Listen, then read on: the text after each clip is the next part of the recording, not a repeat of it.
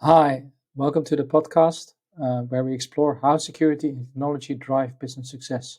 I'm your host, Mike Reich, and each week I sit down with top leaders from CTOs, CIOs, COOs, and CFOs to general counsels to dive into challenges, successes, and innovative strategies behind integrating security into the heart of business.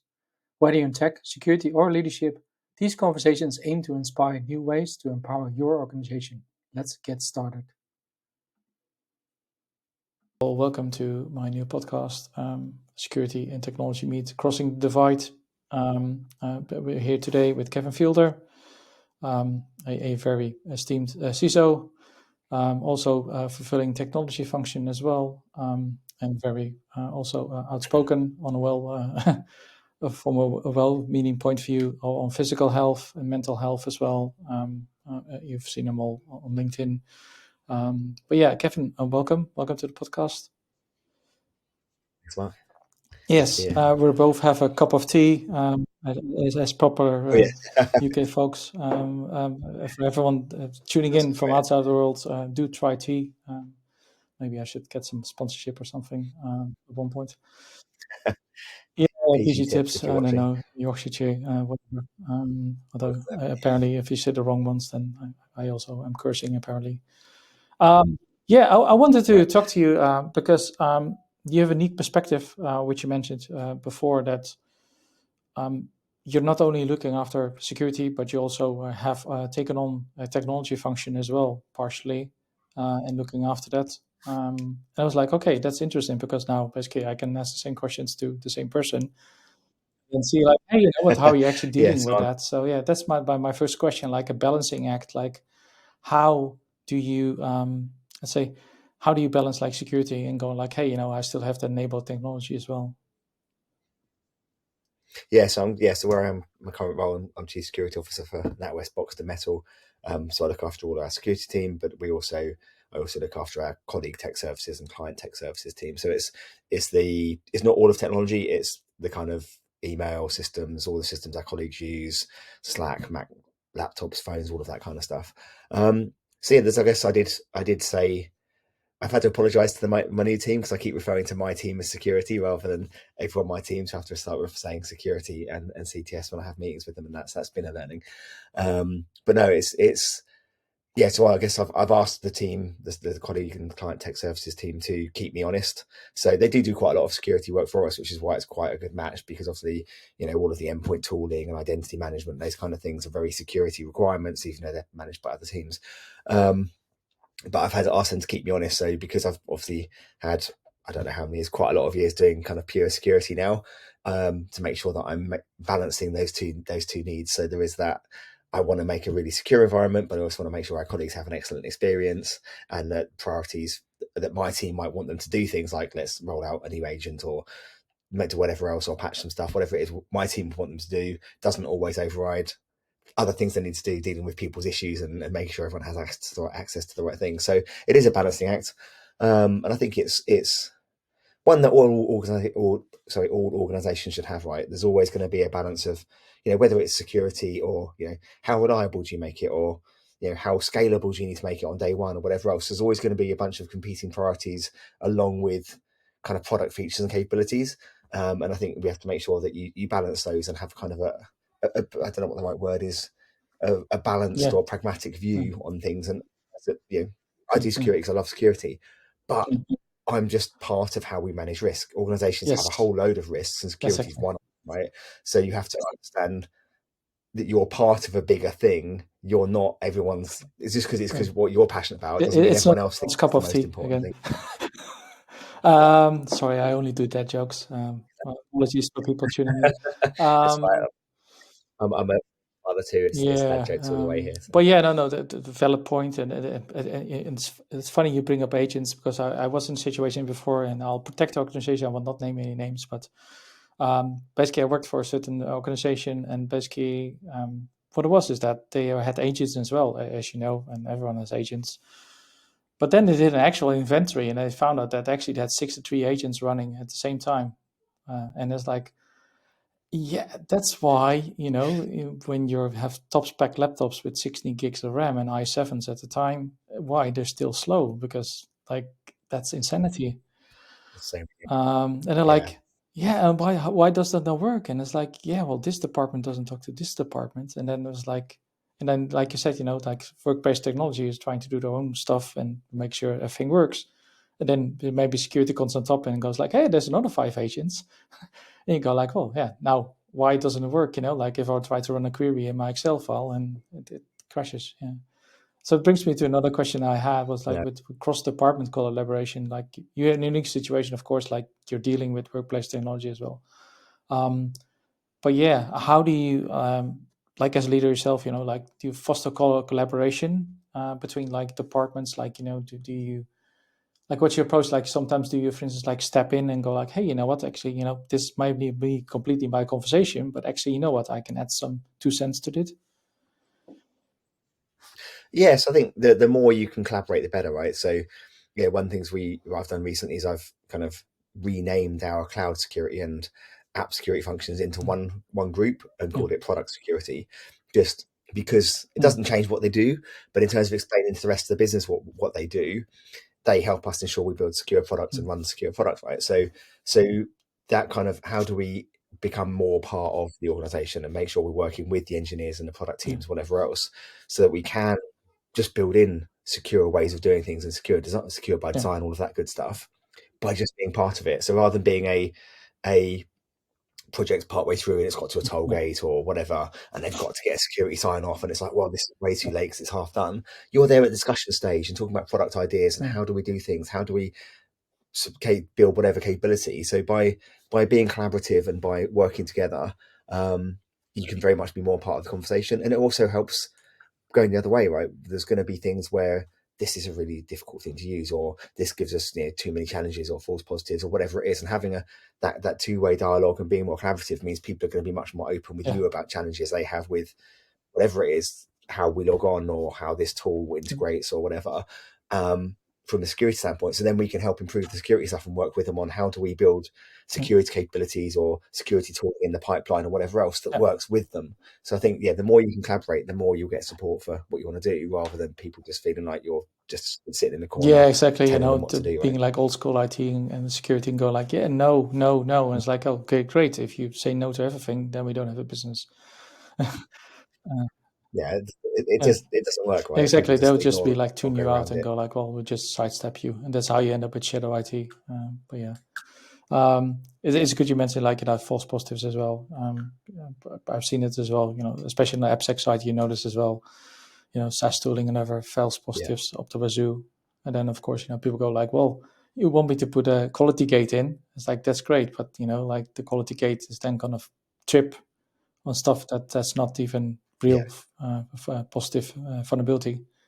And, you just stop my agile absolutely. delivery. And it's like, yeah, not the way to do it. But yeah, when it comes to product security, it's a good one you bring it up. Thankfully, I see a lot of organizations do that and go like, they bring it all together because to the organization itself, they just go like, hey, you know what, I don't care whether you have 5 different teams underneath.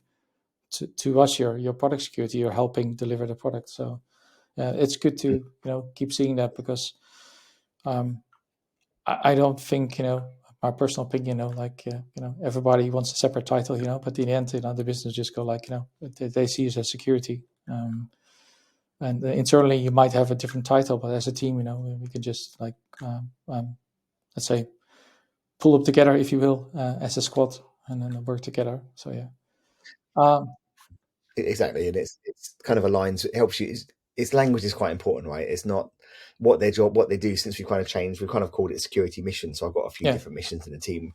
Security missions, so I call it CISO missions because we have yeah, colleague and client tech services, and so each mission will have has kind of like a little yeah, tagline of what they do, but it's not in terms of configuration or anything detailed. It's like we ensure we build and run secure products, or we ensure our colleagues have an excellent and secure working yes, environment. Those kind of things.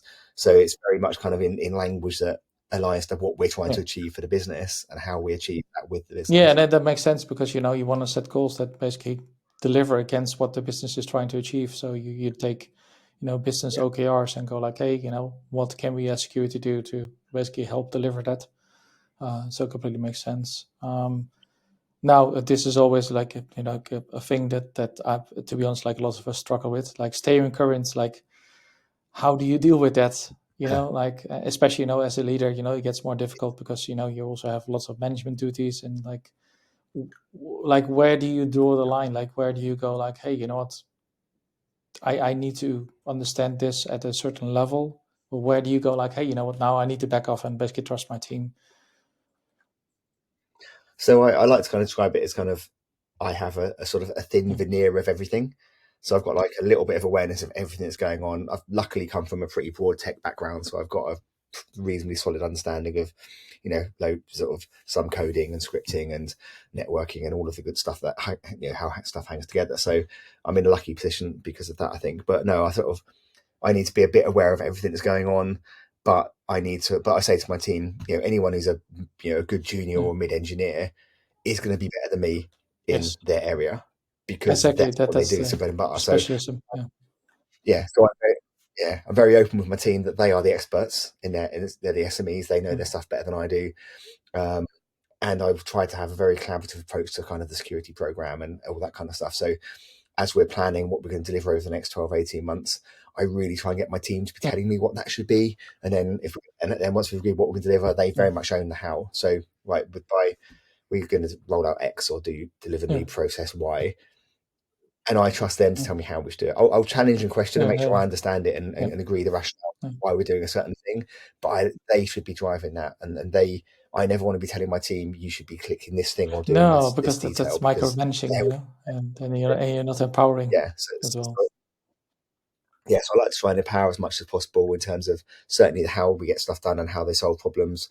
Um, and I very much like to make it, building the strategy and the program and budget very collaborative because it's going to be better because I've got the Yeah, experts in all the areas feeding in their thoughts. Obviously, they won't all get everything they want because budget and time isn't of infinite course. and there's all sorts of other priorities and everything. I help guide on that side of things and what other priorities we have and things. And then but also not only do you get a better solution because you've got the experts all feeding in with their ideas and thoughts for their areas and what should we do next and what's the most Yeah, biggest burning bridge next, but you also get people who are mm, more bought into it. So if I even if it's the perfect yeah, security program or whatever, and I come into a team, go, here's the perfect yes, program for your business, yeah, go deliver it. They're yeah. not necessarily bought in because they've That's had no input yeah, into it, yeah, even if it is amazing. But if we collaborate together and yeah. come out with the program, they're all bought in because everyone's thoughts has at least been listened to, and they might not get everything they want and all the things they want because No, of we course, can't do but everything. It was very much something that my team has then bought into because they've all fed into it. So we've obviously gone through our planning for this year over the yeah, last few months, and each area of my team has proposed to me what they should be doing next and yeah, what they're delivering this year, and very yeah. much is what we're doing. So they're really bought into it because they've helped feed into what it should be rather than it Yes, coming down and being yeah, told exactly. this is what Yeah, you should be doing. makes So it helps with yeah. engagement as well, I think. Then I had a question as well, and this is this is where one of the questions are relevant to security versus technology slash and the rest of the business, Mm. like risk management. Like it's something that we can struggle as well. We can go like, hey, our risks are the best or the worst depending how I see it. Like how do Yeah. you deal with that as a security leader and go like, hey, you know what? Like I have my security risks, you have your own risks. Like how do you approach like meeting in the middle where you go like, hey, you know what, let's elevate these risks, but also get make sure that I don't take over the whole risk calendar basically.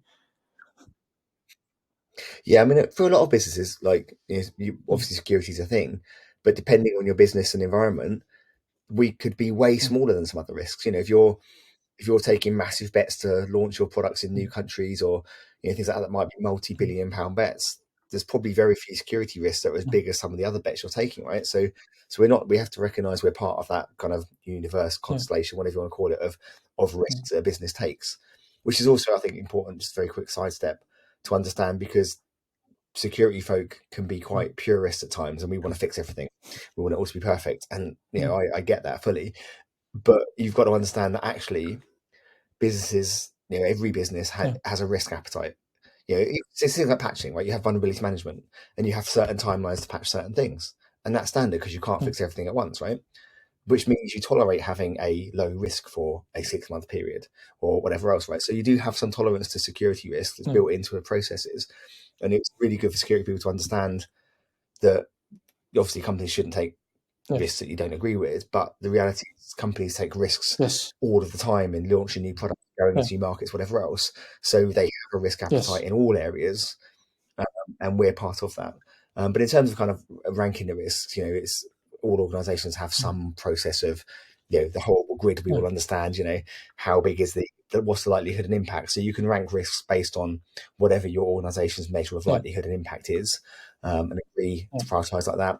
And obviously, a lot they won't, and it's not kind of mm, always an either or, because there's a bunch of things that we can remediate from a security standpoint that might yeah, require no other teams. Or now, because I've worked with our colleague tech services, say a you haven't yeah, got yeah, EDR on yeah. your laptops or something. Chances are we can fix that Internally, let's risk. keep, yeah, yeah, Obviously, it's a risk. Just with secure, yeah, with my two teams, if that, obviously not an issue we have EDR, but if yeah, there was any business that didn't, I could potentially fix that within my teams without needing any other teams. So that one can be kind of done as yeah, long as you've got the budget to do it in terms of the spend for the tool quite independently. So it's like, I guess like every project and everything, isn't it? If it's a project yeah, you can do in your team, you very much own the prioritization of it. As soon as you need other teams and cross, especially if there are other teams outside of technology where you might have less say, if you're in part of yeah, tech org, for example, you yeah, need to then plan it and have some kind of prioritization matrix or prioritization that does say that these other teams will also engage with yeah, delivering this security remediation amongst their other work. So that's when you do have to have those discussions about how much effort, what's the resourcing, what other yeah, works in pipeline, where yeah, does it sit in the priorities. Um, I think as long as you're pragmatic and you have a sensible business, you have those discussions aren't that challenging. You've got to understand, again, as I've repeated a few times, yeah, you won't always get what yeah, you want, yeah, everything you want, right? So just because you want to have it happen, you have to understand they won't all get fixed in the yeah, timeframes you want them if there's other competing priorities. And yeah, but most organisations, certainly I've been lucky to work in organisations that have consistently wanted yeah. to do the right thing in the main, and I've never Of got everything I course, wanted. I've yeah, never got it all done as yeah, quick as I yeah, want to, but that I've had open doors with kind of exec teams and boards and whatever else that they are receptive to the need for the security yeah. program to deliver amongst the work the Yes, business yeah, is no, doing. no, exactly. Yeah, risk it like it's also, like now which risk do you bring forward, and which risk do you keep like an internal risk register, if you will, and go like because yeah, you can't overwhelm the business as well and go like like I want to show you all of my risks, and it's like, well, and there's just some stuff in there that like they really don't need to see. And sometimes might go like, oh, that hurts my ego. It's like, well, no, like you only want to surface the stuff that really matters. So yeah, Yeah, that's all these things. It's sorry, I lost what I say then. As always, things it's you're yeah, understanding what people yeah, really care about, right? So there might be loads of low level things that you need to fix in the same way as mm, across every team and organization. They'll have mm. things they need to fix, but it's what do you think are the important things to surface that are meaningful to the rest of the Exactly. organization? Yeah, and then also like do you say like for medium you go like, hey, we'll first talk about it in internal work group, and then only for a high, we start thinking about like bringing it into like a QBR conversation or something like that. Because yeah, you need to Yeah, like this is a challenge, and this is why, to be honest, like I'm not the expert in that. I am still learning, but like qualitative or quantitative, like numerizing and then going like, hey, this risk, but now the actual risk is like, I don't know, 120K of loss per week or something. That's very hard with cyber risk. I know, for instance, like with insurers as well, they were like, oh yeah, like we'll have actuary tables for cyber insurance risk, and then go like, well, actually, you know what, like those actuary tables don't really work. um, yeah, I think it's yeah, because it's yeah, such a moving yeah, target, right? So because if certain other things like risk of weather yeah, things or a car accident or whatever, you've got kind of stats and a lot of that. And obviously you have stats on kind of yeah, security breaches yeah. and incidents. But the thing that makes it a bit different, I guess, is the same as like other crime. You don't know what the bad No, guys are going to do. You don't know when they're going to find a new mm, tactic or find a new vulnerability. You don't know where the next 0 day is going mm, to come out. Those kind of things. So I do find that regardless of how yeah, scientifically you do it, there's always a fairly big element of yeah, qualitative yeah, knowledge based on yeah, knowledge and experience data stuff that goes into yeah, risk management, right? Certainly the yeah, future likelihood of things is you can estimate it based on the past, but given how Exactly quickly tech now, is exactly changing, now with and you're AI, you can just sit there and go like, "Yeah, I right, know," and yeah, it's actually no, you don't. Um, that's why yes, that's I'd why say with with this, AI, I saw today a post about Liza about AI experts and like this is why intentionally I have like AI enthusiast in my headline or something because like no way I'm gonna like call myself an AI expert because like I'm trying to keep up. Don't get me wrong, but it's a field and a half. yes, and it's so fast evolving. I was literally about to say then, as we start talking Yeah, about not knowing the future, we've got 20 minutes yeah. into a podcast and not I mentioned know. AI I yet. thought I'd bring it So in that's now. Yes, it's yeah, good. Yeah, as you mentioned. But yeah, I mean that's a prime example of why, in yeah, 2020, who would have predicted what's happened between 22 and 24? I think it's 22 that ChatGPT came out, wasn't yeah, it? yeah, Something like that. But yeah, anyway, a year or yeah. two before that came out, who would have predicted the impact of stuff that's I happened in know. those couple of years? People knew it was coming, but that not how I much know. change And it some would it people would were like, drive. "Oh, And like ChatGPT," and it's like, "Oh, yeah, I use it to create a scenario for my Dungeons and Dragons," and now people are building whole apps with it, and like I'm playing around as well. So I use yeah, something called like Spark Framework. It's by Reuven Cohen, right. and it's basically like you're using Markdown files, and basically you put your functional requirements in non-functional, and you tell like what it's supposed to do and whatever, and then you basically tell like go build an application, which is like really crazy. And if you said that like 2 years ago, they'd be like, yeah, well, yeah, sure. Like, what did you have? Like too much tea, that kind of thing. Um, Exactly. But yeah, so I think, so I think that's the case point with the trying to assess risks and things. There is, you could be as quali yeah, quantitative as you like, but there's always a fairly high yeah, amount of because qualitative new stuff in there as stuff well. like And there's not going to be models that you can base it on. Which brings me, again, we have to bring AI into this conversation. Like, where do you think like the opportunities are for cybersecurity when it comes to AI, and where do you think it should stay away? um, so I guess in the short term, Yeah, it's automating stuff, right? So I guess it's there. Some of the stuff it's doing. There's kind of a few companies out there building kind of AI SOC analysts that will learn. Yeah, they kind of look a bit like SAW on steroids that learn the sort of bit self-learning, but they'll kind of follow your best analysts and learn how to actually do investigations and then change what they do based on the output of the different investigation steps. So you can kind of create those kind of SOC analyst type things that don't replace mm, SOC analysts by any means yet because they have to just mm, copy the existing ones, but they can do more and more like advanced or clever yeah, investigations just by learning all the steps and the different options at each stage. A bit like, do you remember? I saw an advert for it recently. Isn't if you remember, there used to be those books when I was a kid that you read and they had oh different yeah, yeah, the options. So you'd journey read books, this and you bit and pick then your you'd go, journey. yeah, 20 for this if you go through the door and Yeah, pays yeah, 30 if you yeah, don't. yeah, So it's kind of like that. It learns all the different yeah, options at each yeah, step and what it can do. So you've got those kind of SOC and less things. You've got the standard stuff around summarizing stuff. So getting information out of scenes and investigations, be able to yeah, summarize things more quickly. So I think there's a lot of things where it's going to yeah, help and speed stuff up. I imagine there'll be kind of things that can add intelligence to things like app yeah, scanning, like we mentioned before. So you get less false positives in the kind of code scanning and potentially level up the sort of automated security yeah, testing capabilities as well. So I think there's a huge amount of stuff opportunity, and yeah, that's all fairly short term. Longer term, who knows? Like, it'll probably who knows how much stuff it'll yeah, be doing for all of us. Um, but obviously, the yes, adversaries get all the yeah, same stuff, right? So as with every bit of technology, we have a whole lot of things that can make the good guys' lives easier, especially when it comes to automating out kind yeah, of repeatable tasks and repeatable investigations and creating reports and summarizing reports. I came across someone earlier this week who set up an AI as part of a company and it does it'll write statements of okay, work and that kind of stuff. You give it yeah, parameters of knock a yeah, statement of work docs and things for you. So it's easing all of that kind yeah, of creation of stuff and reviews things and repeatable tasks. But like I said, then you've got the adversaries that have exactly. all the same stuff. Mm, I'm very, very intrigued by the kind of deep fakes, but from a security kind yeah, of ID standpoint. So we have all these things now, like, I mm, phone up my bank and say my mm, voice is my password. Well, what if someone else can do that just as well as me, just by hearing me speak on this podcast, for example, and then yes, taking my voice? Uh, and there's some really, yeah, it's not quite there yet, but there's almost kind of real yeah, time video stuff that can impersonate people like your CEO. So again, we've kind of got all good advice for like CEO fraud, like actually talk to the mm, CEO rather than do it. But then you get the CEO calling you and you actually see their face yeah, and their voice. yeah. You're going to trust. and you're not going to think, uh, oh, this is a different number to normal because you just saw see in their exactly. face and their voice Yeah, asking you to do something. So there's a whole load of kind of really interesting kind of yeah, yeah, deep fake, sorry, ID kind of things in there as well. I think in terms of stuff it won't do, yeah, I don't really know because it's it changes all the time, right? And then even physical things. If you've seen those new yeah, Boston yeah. Dynamics humanoid robots, when they fall over, they do that really kind of Japanese horror I movie know. thing of kind of turning I know. themselves around, Yeah, getting back up.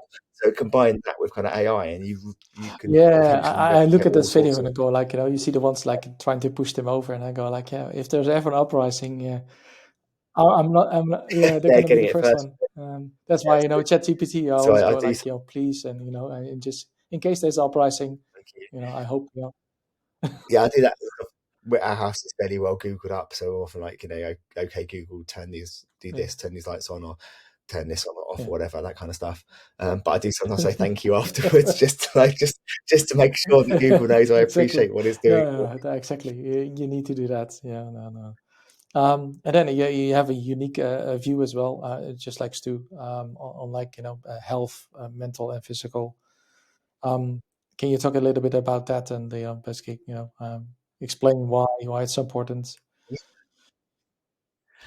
So yeah, no, I do like I hated Mm, sport as a kid, fun enough, but then pretty much my whole adult life, I've done a variety of sports, Thai boxing, mountain biking, gym, coaching people, all sorts of fun stuff, and I do coach some fighters now, just in the kind of strength and conditioning thing.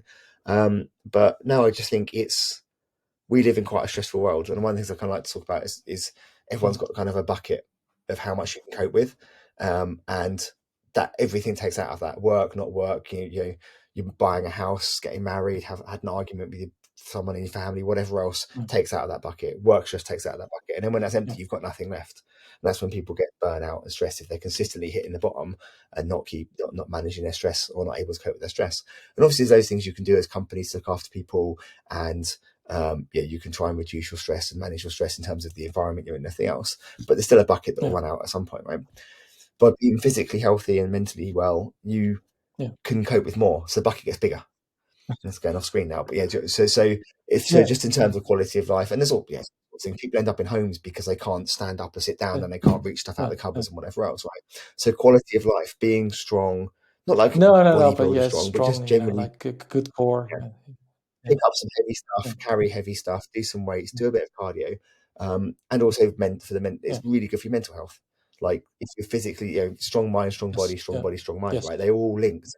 So try to eat reasonably well, try to get your uh, sleep. That's really important for managing stress. I've got a nearly 2-year-old child, so trust me, I'm aware of what it's like not having sleep sometimes. But yeah, so yeah, try and get your rest. Do some physical exercise, especially yeah, resistance based exercise. And just because if you look at your kind of strength and speed and stuff mm, decline over age, and things like osteoporosis that obviously affects mm, women more than men. Strength resistance training is the best way to maintain bone yeah, and build bone strength, better yeah, than running and all that stuff. Resistance training, so a good diet, plenty of protein, good balance of fruit and veg and stuff as well.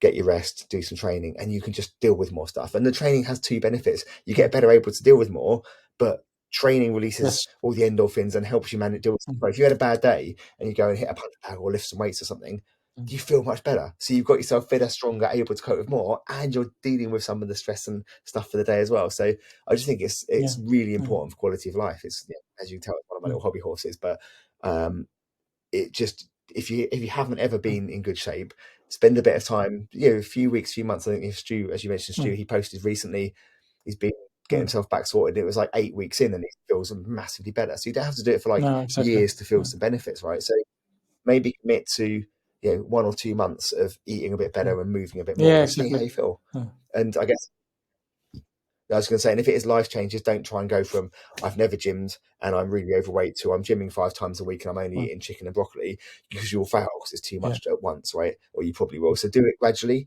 Go, even if it's like sweets, I eat 3 Mars bars a day. mm, Eat 2 a day for a week, then eat 1 a day, then yeah. maybe 1 every other day. But you're not doing it all massive change at Exactly, once. where So you go make it like little from one changes. extreme to the other. Yeah, that's how I'm trying to do Yeah, it as well just now. Like, basically, I was inspired, and it's like so. I basically started swimming every morning. It's not much, but it's Awesome. like it's better than nothing. And I also am not putting myself up and going like, hey, you know what? I need to do breaststroke in zero 0.2 seconds or whatever. You know what I mean? Like I just get on with it, and then I'll see Yeah. where I am in 2 months, and and then maybe I'll do resistance training. But the resistance training, I And that, know that people said, oh yeah, Mark, you do have to do resistance training as well. But I'll go like, okay, let me do the swimming first. So I should go swimming like crazy, mm. like 6 o'clock in the morning. Uh, but it sets me up for the day as It's well. that's cool change. Yeah, and that Yeah, change becomes a habit, right? So then to a couple of months down the line, that's now a yeah, habit that you just do. So then you can yeah, add another small habit change because yeah, it's one at a time and it's already built in yeah, as habit then. So exactly that. If you never trained before, maybe your change is I'm going to do two yeah. 15-minute walks a week. Exactly. That's it. That's already something. And then Yeah, and then in 2 or 3 weeks' yeah, time, you make it three on four, and yeah, then you're walking every day. And then go, okay, I'll turn two of those walks into maybe I'll go and see a personal yeah, trainer for just half yeah. an hour, do a little bit of that or something else. But you add Yeah. things in Yeah, not gradually, try not to go not like, all at hey, you once. know And what? you I try to pretend to be the rock or whatever. That's not gonna exactly. keep going. Then I have a question. I ask everyone. This is my second podcast. It is it's a slight silly question, but I do like asking it. It's my own podcast, so I can. If you had a magic wand, what would you change in the world? And it can be anything. Yeah, you mentioned. So I think it sounds like some sort of kind of answer that you'd give if you were a beauty pageant or something. But genuinely, given how the Mm, state of the world between the Middle East and Russia and Ukraine, and what's going on with all the kind of arms build up in China and everything else in Taiwan, I think just a bit more stability and a bit more tolerance for other people, so yeah. we'd have less of that. It's I'm not going to say like world peace because that's extremely trite, but building in a bit more care and a bit more tolerance. So we actually, I saw a little meme reel earlier today, and it was someone going up to a bunch of people campaigning saying, Yeah, immigrants welcome here, which obviously is great. But then this guy went around with a microphone and asked people yeah, in this crowd, would you take yeah, would you take someone in? And they were like, oh, well, I would have had space. So it's just really interesting that it's there's so much kind of campaigning for stuff that people don't necessarily put yes, their money where their mouth is and things. So I think more tolerance, more care, and yeah, because we can. There's literally like yeah. madness of the amount of like just food Exactly, that is thrown. exactly. But yeah, I would say thank you for your time. No worries. Um, I hope you enjoyed it. I will do the editing and then I will let you know. For people that tuned in, thank you for attending and listening to me and Kevin. Do follow Kevin on LinkedIn as well, of course, if you don't yet. And then I will see you for the next episode. Brilliant. Thanks, guys.